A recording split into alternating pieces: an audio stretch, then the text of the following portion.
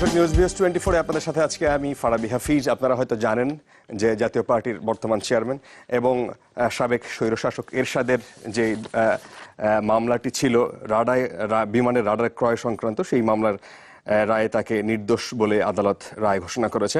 এবং আপনারা হয়তো জানেন যে 1992 সালে বিএনপি যখন ক্ষমতায় আসে এবং তারপরে তারা যে দুর্নীতি দমন ব্যুরো যেটা তারা গঠন করে, সেইখান থেকে এই মামলাটি দায়ের করা হয়েছিল এবং তার পরবর্তীতে দীর্ঘ এই 25 বছর পর এই মামলার রায় আসলো।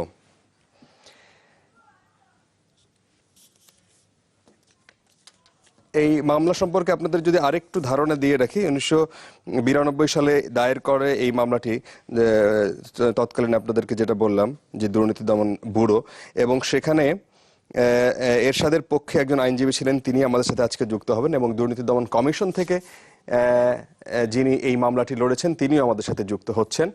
আপনারা দেখতে পাচ্ছেন এরশাদ আদালতে হাজির ছিলেন যখন এই রায় ঘোষণা করেন বিচারক। তবে এই রায় ঘোষণার সময় যেটা আমরা জানতে পেরেছি, রায় ঘোষণার সময় কিংবা রায় ঘোষণাদিকদের সাথে জনাব এরশাদ কোনো কথা বলেননি, তার প্রতিক্রিয়া জানাননি।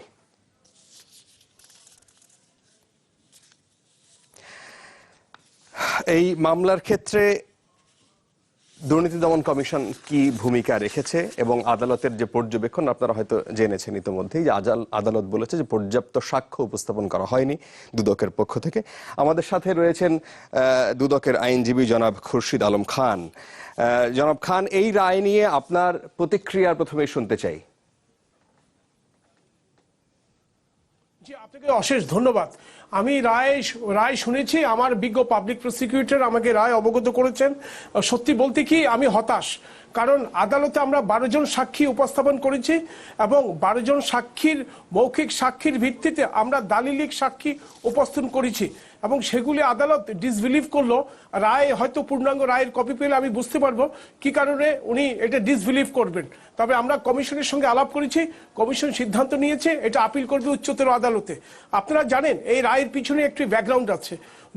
তৎকালীন ব্যুরো অফ অ্যান্টি কারাপশন ওনারা নিজে থেকে মামলাটা করেননি, দিদেন এয়ার চিফ আলতাফ হোসেন চৌধুরী, উনি 16 সেপ্টেম্বর 1991 সনে একটা proceedings of board of inquiry দুদকের কাছে পাঠিয়েছিলেন। সেখানে বিমান বাহিনীর কিছু ঊর্ধ্বতন কর্মকর্তা, এয়ার কমান্ডার, গ্রুপ ক্যাপ্টেন লেভেলের অফিসার, তারা একটা অনুসন্ধান করেছে এই রাডার পারচেসের ব্যাপারে এবং তারা অনেকগুলো অনিয়ম ওখানে খুঁজে পেয়েছেন। তারা পূর্ণাঙ্গ রিপোর্টটি দিদেন ব্যুরো অফ অ্যান্টি কারাপশনের কাছে পাঠিয়েছেন। অ্যান্টি কারাপশন কমিশন, তৎকালীন ব্যুরো অফ অ্যান্টি কারাপশন, ওই বোর্ড অফ ইনকোয়ারি প্রসিডিং এর ভিত্তিতে একটা অনুসন্ধান করলো। কাজেই আমার যাবতীয় তথ্য প্রমাণ বিমান বাহিনী থেকে প্রাপ্ত এবং সেই তার ভিত্তিতে অনুসন্ধান করে এফআইআর দাখিল করি এবং চার্জশিট দাখিল করি এবং আমরা 12 জন সাক্ষী দিয়েছি। যদিও এটা পর্যাপ্ত হয়তো বলেনি, কিন্তু আপনি জানেন একজন সাক্ষী এনাফ। যদি সেই সাক্ষীকে যদি জজ সাহেব বিশ্বাস করে, প্রসিকিউশন যদি একজন সাক্ষী দিয়ে প্রমাণ করতে পারে। আজকে আদালত বলেছেন পর্যাপ্ত সাক্ষী আমি দিতে পারিনি। আদালতের কাছে তো আমি সাক্ষী দিতে চেয়েছিলাম, কিন্তু আদালত আমার আবেদন খারিজ করে দিলেন। তার এগেইনস্টে আমি হাইকোর্ট ডিভিশনে আসলাম, হাইকোর্ট আমার আবেদন মঞ্জুর করলো এবং আমাকে 3 মাস সময় বেঁধে দিলেন, তুমি সাক্ষী দাও। পরবর্তীতে এই মামলার একজন খালাসপ্রাপ্ত আসামি সুলতান মাহমুদ, উনি আপিল বিভাগে লিভ টু আপিল করেন। লিভ টু আপিল বিভাগ ওই হাইকোর্টের রায়টা খারিজ করে দিলেন। তারপরে দুর্নীতি দমন কমিশন রিভিউ করে সেই রিভিউটা খারিজ করে দিলেন। কাজে আমি পর্যাপ্ত সাক্ষী দিব কিভাবে? বিচারিক আদালত আজকে যে বলছে যে পর্যাপ্ত সাক্ষী নেই, উনিই তো আমার সাক্ষীর আবেদনের দরখাস্তটা খারিজ করে দিলেন। কাজেই আমি যদি মনে করি, আমি এখনো রায়ের কপি দেখিনি, যদি রায় এটা বলে দেয়া থাকে তাহলে এই রায়ের এই অবজারভেশনটা সঙ্গে আমরা একমত পোষণ করতে পারছি না। যদি এই 12টা সাক্ষী প্রপার বিচার বিশ্লেষণ করত সাক্ষ্য প্রমাণের আলোকে, তৎকালীন প্রতিরক্ষা সচিব আনিসুজ্জামান তার নোটে বলেছেন অর্থ সংকট আছে, কাজে এই অবস্থায় রাডার কেনা সম্ভব নয়। সরকারের স্যাংশন ছিল না, অর্থ মন্ত্রণালয়ের স্যাংশন ছিল না। এই সিদ্ধান্তগুলা উপেক্ষা করে রাডার পারচেজের জন্য বিদেশ গমন করেছেন। এটা যদি মিসকন্ডাক্ট না হয় তাহলে কি মিসকন্ডাক্ট হবে? তা কাজে আমরা মনে করি এই রায়ের অনেক ইন্টারপ্রিটেশন হাইকোর্ট ডিভিশনে আমরা উঠিয়ে ধরবো এবং আমরা মনে করি রায়ে নিশ্চয়ই অনেকগুলো ডিফেক্ট আছে। আমরা হাইকোর্টে আপিল করব, ইনশাল্লাহ আমরা বিচার পাবো। আচ্ছা, এই রায়ের ক্ষেত্রে বিচারক যিনি যে বিষয়টা উল্লেখ করেছেন যে ক্ষমতার অপব্যবহার, অর্থ আত্মসাতের অভিযোগ প্রমাণ করতে পারেনি দুদক, এবং আরো বলেছেন যে রাষ্ট্রপক্ষ সন্দেহাতীতভাবে এরশাদ সহ অন্য আসামিদের বিরুদ্ধে আনা অভিযোগ প্রমাণ করতে ব্যর্থ হয়েছে। এই ব্যর্থতার দায়টা কার? দুদক নিবে? না, আমরা এখানে শুনেন, রাষ্ট্রের কিছু নেই। এই মামলাটা রাষ্ট্র করেনি, এই মামলাটা করেছে দুর্নীতি দমন কমিশন। যদি আদালত বলে থাকে রাষ্ট্র করেছে, তাহলে তো রায়ের প্রথমেই একটা গলত পাচ্ছি আপনার কথা অনুযায়ী। রাষ্ট্র এখানে কোনো পক্ষ না, এখানে পক্ষ দুর্নীতি দমন কমিশন, এবং দুর্নীতি দমন কমিশন একটা স্ট্যাটুরি আলাদা স্ট্যাটুরি বডি, স্বাধীন ও নিরপেক্ষ। এখানে 3টা কাউন্টে এরশাদ এবং 2 বিমান বাহিনীর প্রধানের বিরুদ্ধে এলিগেশন ছিল। একটা ছিল 5(2) বিং এ পাবলিক সার্ভেন্ট, ওনারা মিসকন্ডাক্ট করেছেন। অর্থ মন্ত্রণালয়ের অনুমোদন ছাড়া, সরকারের অনুমোদন ছাড়া ওনারা বিদেশ ভ্রমণে পারমিশন করেছেন, রাডার পারচেজের জন্য করেছেন। This is 5(2) misconduct. আর 409, যেখানে ফ্রান্স থেকে কিনলে আমি অর্ধেক টাকায় কিনতে পারতাম, সেইখানে আমার দেশের 40 কোটি টাকা লুজ করে 64টা কোটি টাকা ওই সময়ের এখানে ক্ষতিগ্রস্ত করা হয়েছে। তো এখানে 409 না হবে কি হবে? এবং পরস্পর তাদের কলিউশন আছে, এই মমতাজউদ্দিন আহমেদ, সুলতান মাহমুদ এবং জেনারেল এরশাদ। এবং আমরা দেখিয়েছি একটা ডকুমেন্ট থেকে, এই যে আপনি দেখছেন proceedings of board of inquiry, এই রিপোর্টটা বিমান বাহিনীর দেয়া, এবং এখানে লেখা আছে যে এরশাদের নির্দেশে এই কাজটা করা হলো। তো এই নির্দেশের যে কাগজটা আমরা দেখালাম, এটা বিমান বাহিনীর কাগজ, এটা সরকারের কাগজ। দুদক এই কাগজ আবিষ্কার করেনি। এটা তো আমরা আদালতের কাছে এক্সিবিট করেছি, প্রদর্শনী করেছি। কিন্তু আমরা অত্যন্ত হতাশ, আমরা দুঃখিত। আদালত আমাদের এই আর্গুমেন্টটা নিশ্চয়ই আমলে নেননি। আমলে যদি নিত, তাহলে আজকে তারা বেকসুর খালাস পেতেন না। আচ্ছা, আপনার অপোজিশন মানে দুদকের অপোজিশন যিনি ছিলেন জনাব এরশাদের আইনজীবী জনাব সিরাজুল ইসলাম, তিনি আমাদের সাথে যুক্ত হবেন। আমরা একটা ছোট্ট বিরতি থেকে ফিরে আসছি। দর্শক, ছোট্ট বিরতির পর আবার এই আলোচনায় ফিরছি।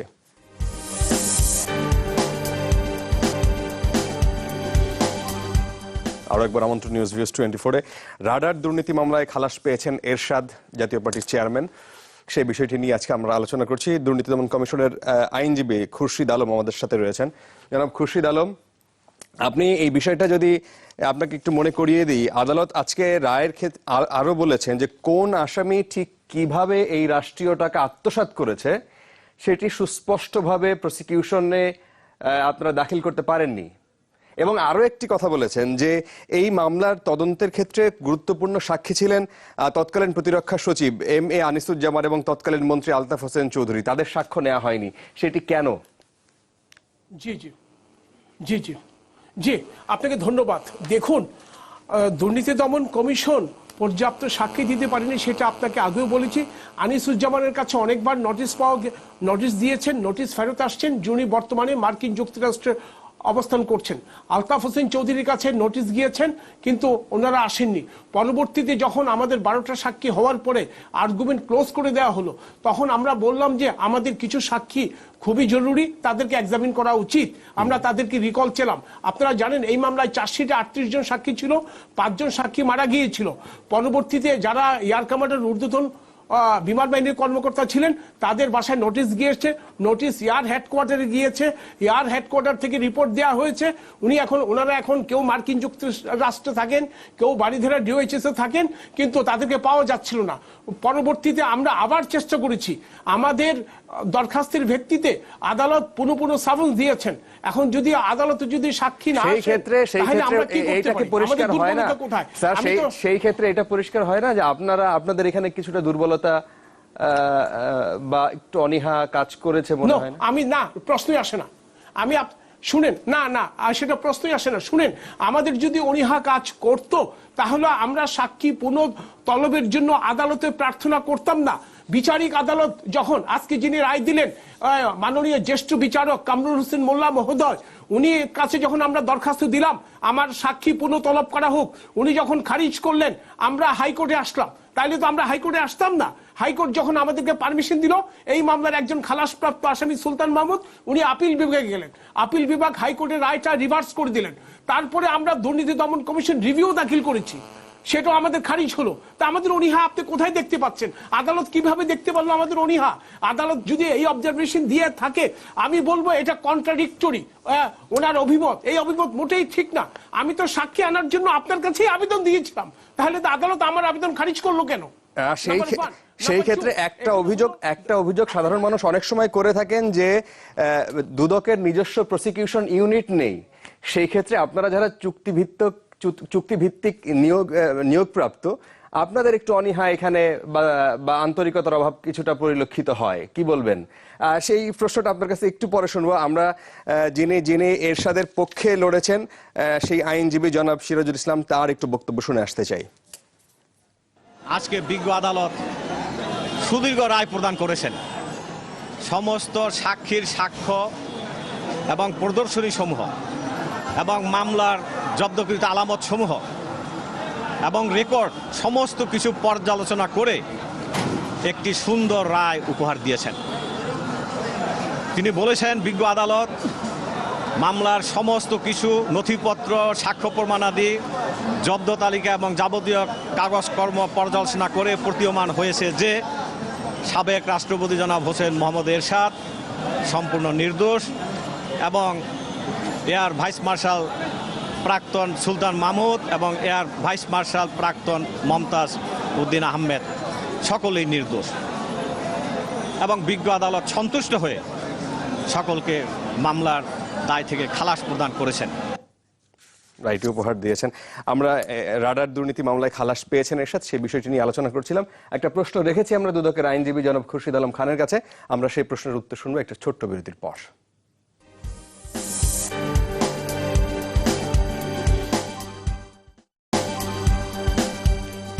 রাডার দুর্নীতি মামলায় খালাস পেয়েছেন এরশাদ, জাতীয় পার্টির চেয়ারম্যান। আমরা সেই বিষয়টি নিয়ে আজকে নিউজ ভিউজ 24 আলোচনা করছিলাম। আমাদের সাথে দুর্নীতি দমন কমিশনের আইনজীবী জনাব খুরশিদ আলম খান রয়েছেন।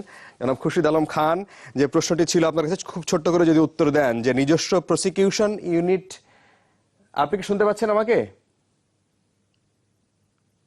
জনাব খুরশিদ আলম খান, আচ্ছা, যে প্রশ্নটি ছিল যে নিজস্ব প্রসিকিউশন ইউনিট দুদকের নাই, সেই কারণে কোনো কোনো ক্ষেত্রে আপনাদের আন্তরিকতা নিয়ে ঘাটতি দেখা যায় বলে অভিযোগ, কি বলবেন? জি না, এটা নিজস্ব প্রসিকিউশন ইউনিট নাই, এটা তো সত্যি কথা, এটা তো দ্বিমত করার কোনো অবকাশ নাই। কিন্তু তার মানে এই নয় যে কোনো কোনো ক্ষেত্রে দুদক আইনজীবীদের একটা গাফিলতি। হ্যাঁ, দুদক আইনজীবীদের গাফিলতি আমি বলবো না, অনেক সময় তার হয়তো আইনের হয়তো জ্ঞানের অভাব থাকতে পারে, তার হয়তো এক্সপিরিয়েন্সের অভাব থাকতে পারে, কিন্তু আন্তরিকতার অভাব কোনোটাই নেই। আমরা সুপ্রিম কোর্টের আপিল বিভাগ, হাইকোর্ট বিভাগ, ঢাকা জাজশিপ, প্রত্যেকটা স্পেশাল জাজ আদালতে আমরা কন্টেস্ট করছি। কাজে এখানে আপনার গাফিলতি এটা আমি স্বীকার করি না। এক নাম্বার টু, আপনি দেখেন পার্মানেন্ট প্রসিকিউশন ইউনিট কোথায় আছে? আমাদের বাংলাদেশ গভর্নমেন্টের অ্যাটর্নি জেনারেল অফিস, ওখানে তো কোনো পার্মানেন্ট প্রসিকিউশন ইউনিট কোথাও নাই। আজকে যে পার্টি ক্ষমতায় আছে ওই পার্টির লোকরাই থাকে, নর্মালি স্বাভাবিক। আমরা বিএনপি আমলেও দেখে আসছি, আওয়ামী লীগ আমলেও দেখে আসছি। কাজে পার্মানেন্ট প্রসিকিউশন ইউনিট তো অ্যাটর্নি জেনারেল অফিসেই নাই। সেটা আপনার দুর্নীতি দমন কমিশনের একটা স্ট্যাটুটরি বডি, এখানে তো থাকার প্রশ্নই আসে না। হ্যাঁ, এটা অবশ্যই নীতি নির্ধারকদের ব্যাপার। আপনি যেটা বলছেন, যদি পার্মানেন্ট প্রসিকিউশন ইউনিট থাকে তাহলে হয়তোবা তার কাজটা আরো জোরালো হতো, তবে এই ক্ষেত্রে গাফিলতি সেটা আমি স্বীকার করি না। না, সেই ক্ষেত্রে বলা হয় যে পর্যাপ্ত নথি উপস্থাপন করা হয় না, দীর্ঘসূত্রতা একটা বড় ব্যাপার, তারপরে হচ্ছে যে প্রয়োজনীয় সাক্ষ্য উপস্থাপন করা হয় না। সেই জায়গায় যারা বড় বড় দুর্নীতিবাজ হিসেবে পরিচিত তারাও কোনো কোনো ক্ষেত্রে আদালতের রায় নিয়ে তারা প্রকাশ্যে চলে আসেন যে তারা দুর্নীতি আসলে করেননি। সেই ক্ষেত্রে একটু দুর্বলতাকে আসলেই দেখা যায় না। জি, পার পেয়ে যান। হ্যাঁ শুনেন না, আমি আপনাকে পার্টিকুলারলি এরশাদের রাডার কেসটার কথাই বলি। এই দুর্নীতি দমন কমিশন দিদেন বোর্ড অফ ইনভেস্টিগেশন, এই যে proceedings of the board of inquiry, বিমান বাহিনীর প্রধানের একটা রিপোর্টের বেসিসে কিন্তু এটা শুরু করেছেন। এই ডকুমেন্টটা তো বিমান বাহিনীর ডকুমেন্ট, এই ডকুমেন্টটা তো সরকারি ডকুমেন্ট, এই ডকুমেন্টটা তো আদালতের সামনে প্রদর্শিত হয়েছে, এক্সিবিট হয়েছে, এবং এই ডকুমেন্টের একটা কাগজে প্রতিরক্ষা মন্ত্রী, প্রতিরক্ষা সচিব আনিসুজ্জামানের স্বাক্ষরে বলাই আছে এরশাদের নির্দেশ মতো। তো আমি তো এই নথি উপস্থাপন করেছি, এটা আদালতে প্রদর্শিত হয়েছে, আমি লিখিত আর্গুমেন্ট দাখিল করেছি, সেখানে এগুলো আমি মেনশন করেছি। এরপরেও যদি আদালত যদি এটাকে যদি মনে করে যে আমার পর্যাপ্ত সাক্ষ্য নাই, তাহলে উচ্চতর আদালতের যাওয়া ছাড়া তো আমাদের কোনো গত্যন্তর থাকে না। আদালত যখন একটা রায় দিয়ে দিবে সেটা আমাকে মানতেই হবে। হয়তো সেটা আমি পছন্দ নাও করতে পারি, কিন্তু আমাকে সেটা মানতেই হবে যতক্ষণ না উচ্চতর আদালত এটা বাতিল না করে দিবে। জনাব সিরাজুল ইসলামকে আমরা পেয়েছি, এরশাদের আইনজীবী, আমরা তার কাছে চলে যেতে চাই। অনেক ধন্যবাদ খুরশিদ আলম। জনাব সিরাজুল ইসলাম, আপনি যদি আমাদেরকে শুনতে পেয়ে থাকেন, আপনি যদি একটু আপনার প্রতিক্রিয়া এই রায় নিয়ে আমাদের সাথে বলুন।